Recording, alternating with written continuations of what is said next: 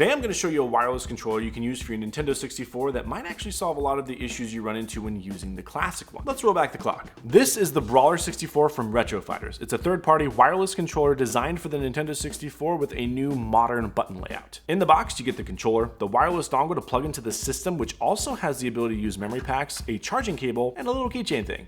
That's kind of cool. Comparing this color to the original classic gray controller from Nintendo, I think because they're third party, they aren't allowed to use the exact same color match, but they actually look very close to each other, with the Brawler 64 having just a shade darker of gray. But again, very similar to each other nonetheless. As for the controller itself, the buttons and hand layout have been rearranged. So instead of using the old school trident look with the 3 different hand grips, it's been molded to a new, more modern setup. The joystick has been moved from the center to the top left like with most controllers, and the Z buttons are right underneath the right and left buttons, but there's actually 2 of them as opposed to just 1 of them on the original. The dongle that connects to the console that actually gives it the wireless capabilities also has another ability, which is to plug in memory expansion cards that you would usually plug into the back of the original controller. Only problem is it doesn't work with all third-party options. I only have a third-party one available to me at the moment, which means I could not get this to work for me.